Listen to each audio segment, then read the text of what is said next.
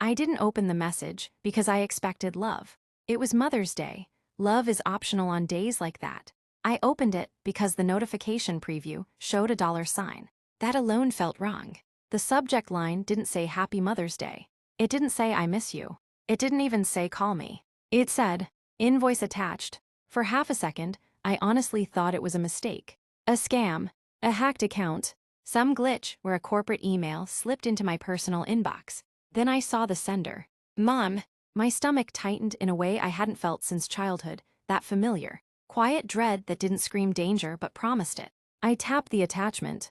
The PDF loaded slowly, like it knew what it was about to do to me. At the top, in bold professional font, total amount due, $374,700.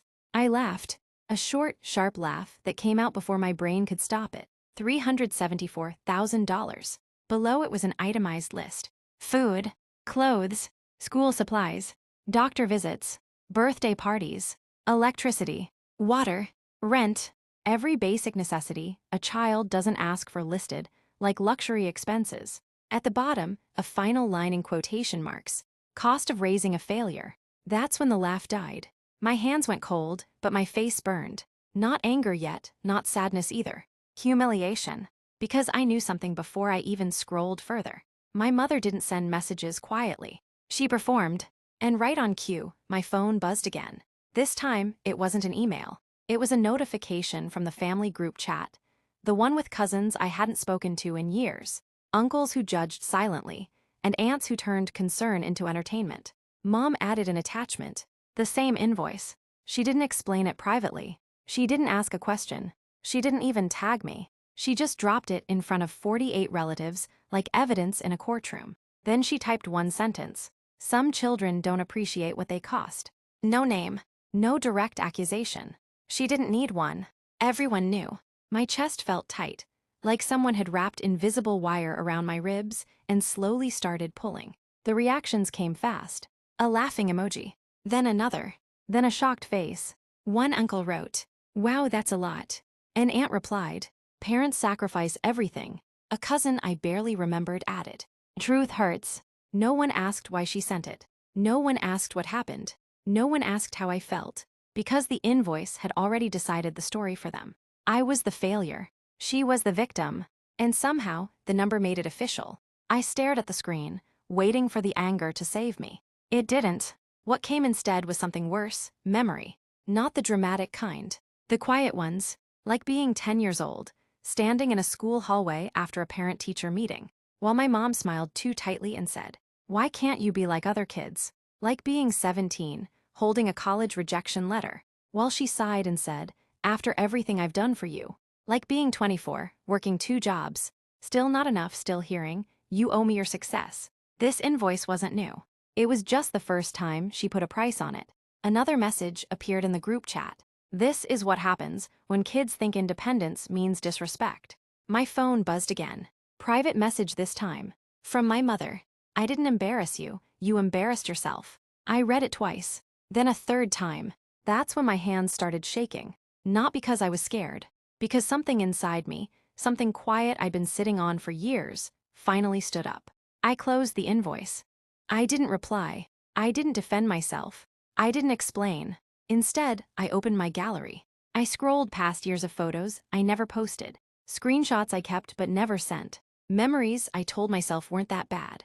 And then I found it. One image. The one thing she never thought I'd show. The one thing that didn't cost money, but cost truth. My finger hovered over the screen. The family chat was still active. More comments. More judgment. More people who felt entitled to decide who I was. I didn't type a paragraph. I didn't argue. I didn't justify. I sent one photo. No caption. No explanation. Just the image. The chat went silent. Not slowly. Instantly. The typing bubbles vanished. The laughing emojis stopped. Even the people who always had something to say didn't. I watched the screen, heart pounding now, not with fear but with certainty. Because I knew something they didn't yet. This wasn't a reply. It was a reset. And by the time the sun rose the next morning, nothing in my family would ever be the same. The silence didn't feel peaceful. It felt loaded, like the pause right before something breaks. I stared at my phone, waiting for the message bubble to reappear. It didn't. Seconds passed, then a minute, then 5. In a group chat with 48 relatives, silence was unnatural. That's when the first private message arrived. Not concern, not curiosity, damage control. Aunt Linda, why would you send something like that? No greeting, no question about context, just blame. Another message followed before I could respond. Cousin Mark, that should have stayed private. Private, the word hit me harder than the invoice, because nothing about my humiliation had been private. But my response, that crossed a line. More messages flooded in. You didn't have to do that. Your mom is sensitive. Parents make mistakes. You only get one mother. Not a single one said, why did she send that invoice? I scrolled back to the group chat. My photo was still there. Unread reactions frozen mid-judgment. Then finally, the typing bubble appeared. Mom was typing. It stopped, started again, stopped again. That alone told me something I'd never seen before. She didn't have control. Then the message landed.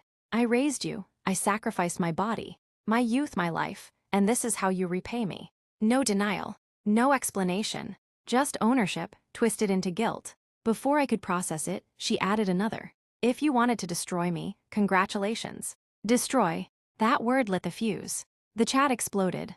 How could you do this to her? She's your mother. This is disrespectful. Unbelievable behavior. Someone reacted to her message with a broken heart emoji. Someone else typed, I'm ashamed for you. That's when I realized something chilling. They didn't see my photo as context. They saw it as betrayal. Because families like ours don't survive on truth. They survive on silence. Then my phone rang. I didn't answer. It rang again. And again. I muted it. The group chat kept moving now, faster, uglier. Sides formed without discussion. My mother's side. Everyone else. One cousin tried to soften it. Maybe both sides made mistakes. My mom replied instantly. There are not both sides when a child humiliates their parent. That sentence flipped something in me. Because it wasn't about the invoice anymore. It was about control. Then the first block happened. I didn't notice it at first, until I tried to open my aunt's message and couldn't. Profile gone. Blocked. Another message failed to send. Then another. Names started disappearing like lights, shutting off one by one. I wasn't being silenced. I was being erased. By midnight, the group chat looked different. Empty reactions. Deleted messages. Ghost profiles. I counted without meaning to. 48 relatives. By 2:14 a.m., 37 of them had blocked me. No goodbye. No explanation. Just disappearance. I sat alone in my room, phone buzzing less and less, realizing something brutal. They didn't want answers. They wanted obedience. Then a new notification appeared. Someone had left the group chat. Then another. Then another. By morning, the chat was a graveyard. And my block list. Full. I checked the final count. 47 of them. 47 relatives chose silence over truth. All except one. One name remained visible. One profile still intact. One person who hadn't blocked me. Grandma. She hadn't said a word. Not in the chat. Not privately. No reaction emoji. No typing bubble. Just presence. That scared me more than the anger. Because Grandma didn't speak unless she meant to end something. I placed my phone face down, trying to slow my breathing. That's when a new message came through. Not a text. Not a call. An email. From Grandma. Subject line. Come tomorrow, alone. No heart emoji. No explanation. Just a command. And somehow, deep in my chest, I knew this. Whatever Grandma was about to do. Blocking wasn't it. I didn't sleep that night. Not because I was afraid of what Grandma might say. Because I already knew what she knew. The photo wasn't accidental. It wasn't emotional. And it wasn't revenge. It was evidence. I arrived at Grandma's house just after sunrise. The place looked the same as it always had, quiet, perfectly kept, untouched by drama. But I knew better. Grandma believed chaos should happen behind closed doors. She opened the door without smiling. No hug. No greeting. She stepped aside. Sit, she said. I did. She poured tea slowly, hands steady, like the world hadn't shifted overnight. Then she finally looked at me. Not with anger. Not with disappointment. With calculation. You didn't send that photo to hurt her, she said. It wasn't a question. I nodded. I sent it because she lied.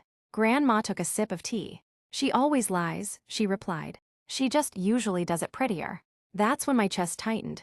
Because someone finally said it out loud. She reached into a drawer and pulled out a yellowed envelope.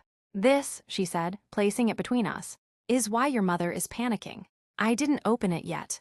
Grandma continued, "Your mother learned early that shame is cheaper than responsibility. If she humiliates first, she never has to explain." I swallowed.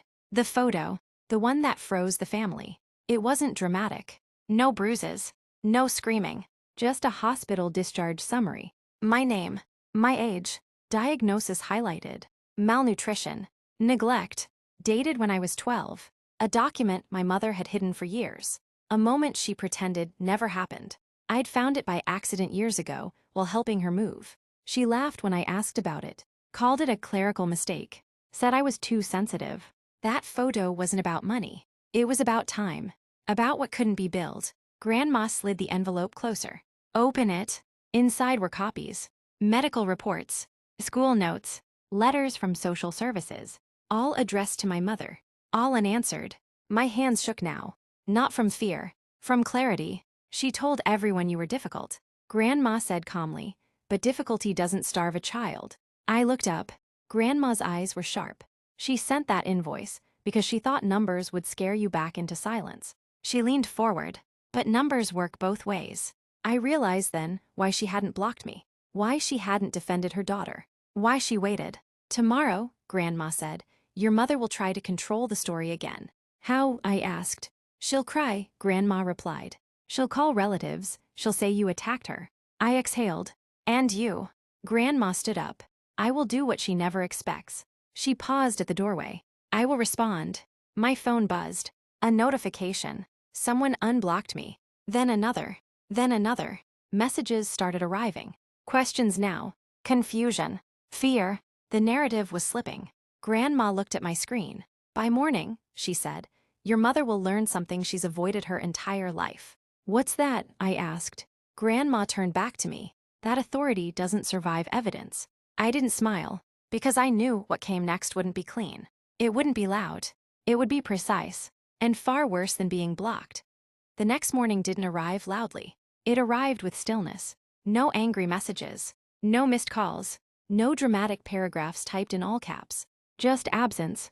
I woke up to a phone that felt heavier than usual, like it already knew what it was holding. The first notification wasn't from my family. It was from a number I didn't recognize. "I'm so sorry, I didn't know." Then another. "Can we talk?" Then another. "Your grandmother shared something with me." I sat up. My heart wasn't racing. It was steady. That's when I knew something had changed. I opened the family group chat. The name was still there, but the energy wasn't. Messages were missing. Profiles were gone. Reactions had vanished like they'd never existed. I scrolled. Then I counted. Slowly. 1, 2, 3. By the time I reached the bottom, the number stopped making sense. 47. 47 people had left. Not me. Her. The woman who sent the invoice. The woman who turned shame into currency. My mother. I didn't feel victory. I felt gravity. Because blocking isn't loud. Blocking is final. Then my phone rang. "Mom." I didn't answer. She called again. And again. On the fourth call, she left a voicemail. Her voice wasn't angry. It wasn't theatrical. It was thin. "Why are they doing this to me?" She didn't ask why they were angry. She didn't ask what she did. She asked why she was losing control. Another voicemail followed. "I don't understand." I explained everything. Explained. That word told me everything I needed to know. She hadn't apologized. She justified. I opened my messages. Relatives who blocked me hours earlier were back. Not all. Just enough. Enough to shift the balance. "We didn't know about the hospital." She never mentioned this. "Your grandmother sent documents." Documents. Plural. Grandma hadn't shared opinions. She'd shared proof. Medical timelines. School letters. Official warnings. And one final note. Handwritten. Short. Unforgiving. "Love doesn't send invoices." That line spread faster than the invoice ever did. People quoted it, screenshot it, forwarded it. My mother couldn't argue with it, because it wasn't emotional. It was factual. Then something else happened. Something I didn't expect.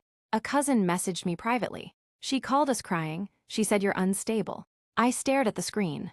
Of course she did. When truth removes authority, manipulation gets louder. Then Grandma called. Just once. Are you watching? She asked. Yes. Good, she said, because she's about to learn what it feels like. To feel what? I asked. To be unprotected. The phone buzzed again. A system notification. Mom has left the group. Not kicked. Left. Voluntarily. The digital equivalent of walking out before being escorted. I closed my eyes. Not from relief. From recognition. This wasn't the end. This was the loss of narrative. And people who live on control don't disappear quietly. They escalate. Everyone blocked her. Cousins, aunts, uncles, people who once defended her without asking questions. Everyone except one. Grandma.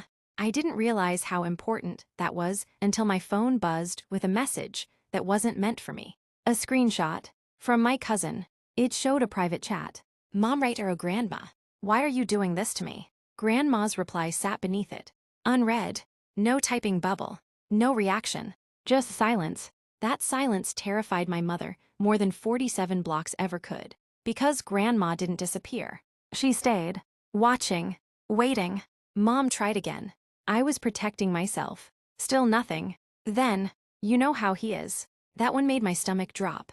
I knew that sentence. I'd heard it my entire life. The sentence people use when they want to explain harm without admitting it. Grandma finally responded. One line. No, I know how you are. That was it. No argument. No defense.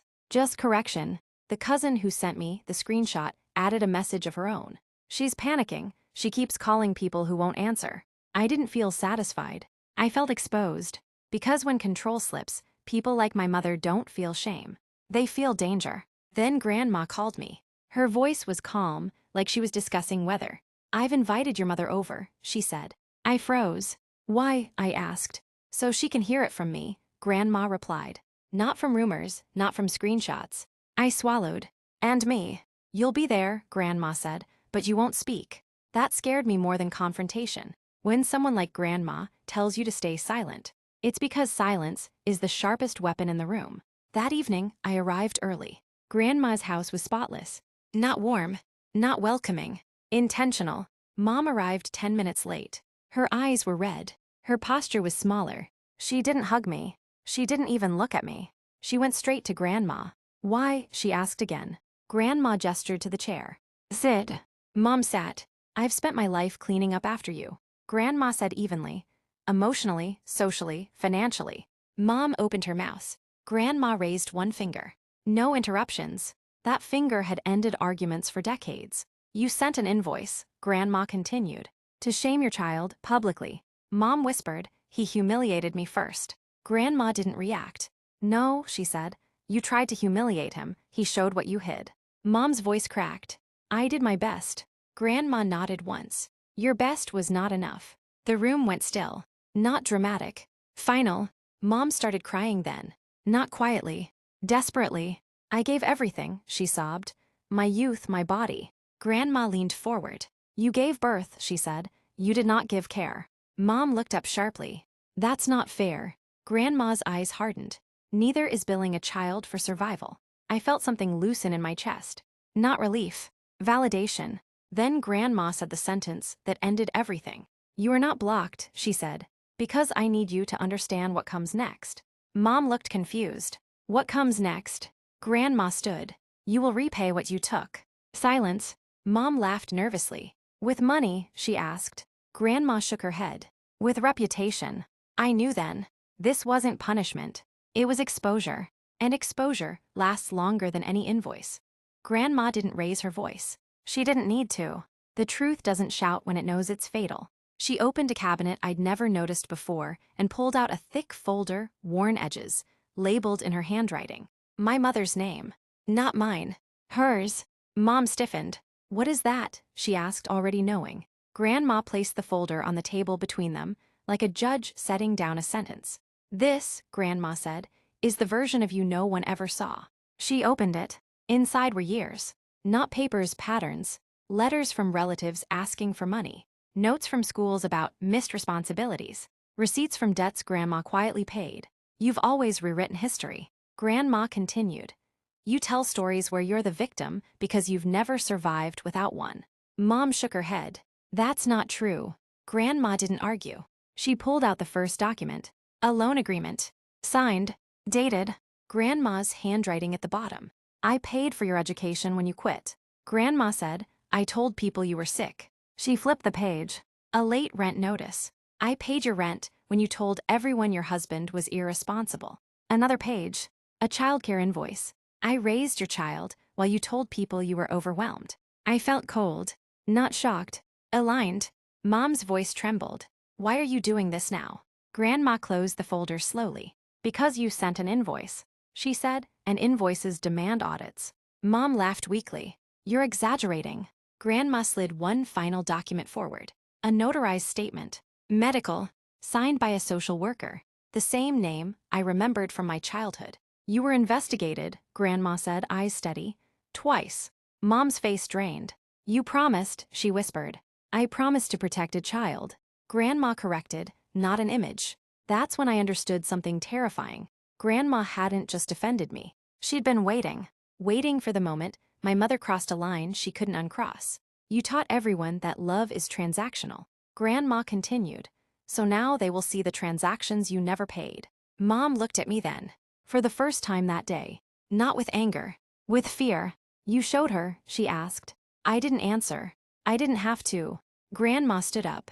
Tomorrow, she said, I will send this folder to 3 people. Mom's breath hitched. Who? She asked. Grandma listed them calmly. The aunt who calls you a saint. The cousin who defends you loudest. And the woman who still lets you cry on her couch. Mom stood suddenly. You can't. Grandma met her eyes. I already did. The room broke. Mom's voice rose. You ruined me. Grandma shook her head. No, she said. You did that when you confused sacrifice with control.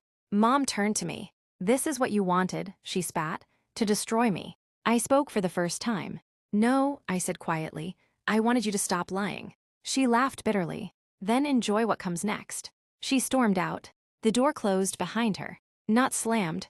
Dismissed. Grandma sat down slowly. You should prepare, she said to me. For what? I asked. For retaliation, Grandma replied. She doesn't know how to exist without leverage. My phone buzzed. A notification. A new message. From my mother. Just one sentence. If I go down, you're coming with me. Grandma glanced at the screen. Her expression didn't change. She won't, she said. I looked at her. Why? Grandma folded her hands. Because the next invoice, she said, won't be emotional. It will be legal. My mother thought she knew how invoices worked. Numbers scare people. Paper intimidates them. Authority lives in fonts and signatures. She taught me that. What she never learned was this. Invoices don't just demand payment. They create records. And records don't forget. The next morning, Grandma didn't call. She didn't text. She sent me an address.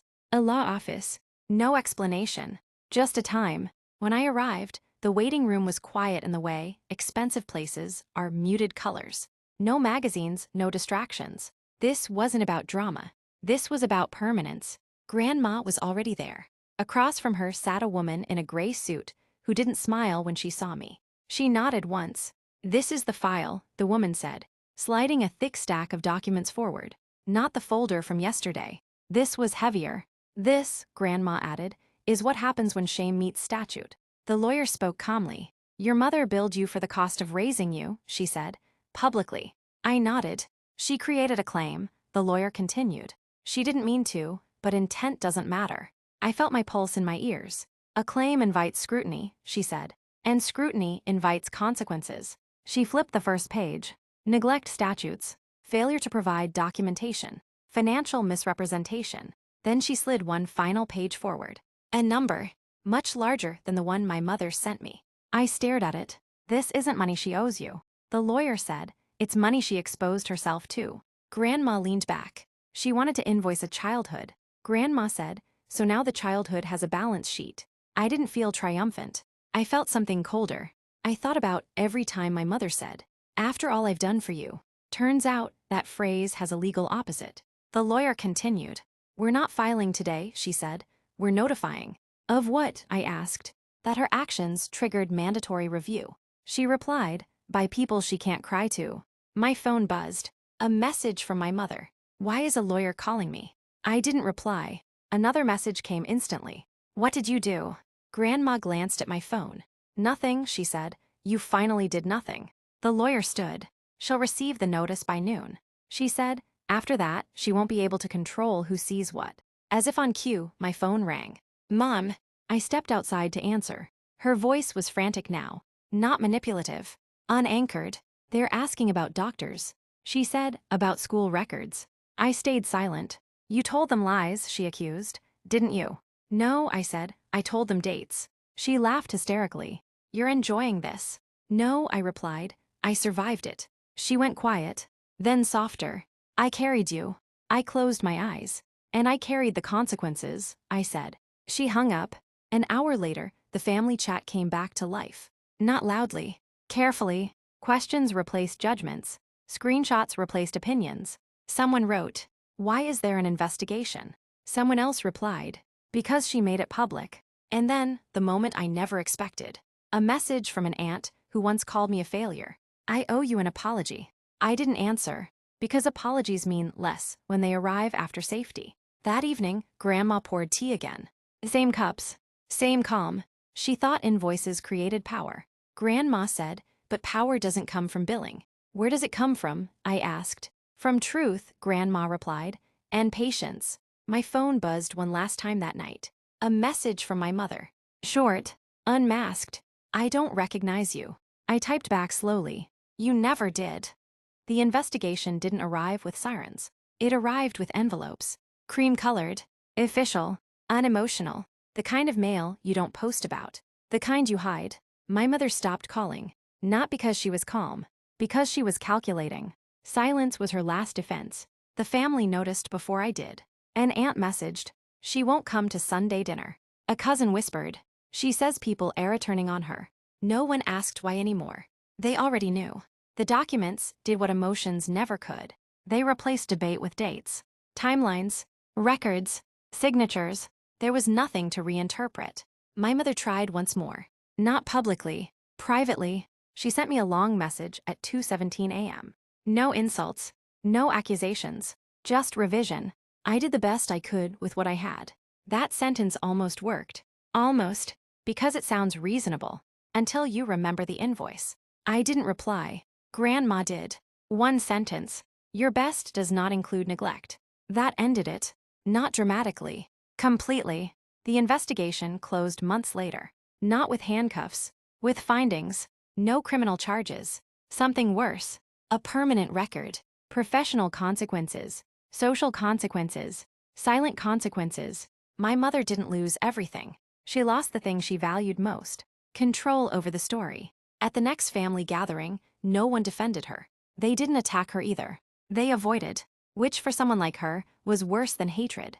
She sat alone, not exiled, irrelevant. I caught her looking at me once, not with anger, with disbelief, as if she still couldn't understand how a child she billed ended up auditing her life. Grandma passed away a year later, peacefully, prepared.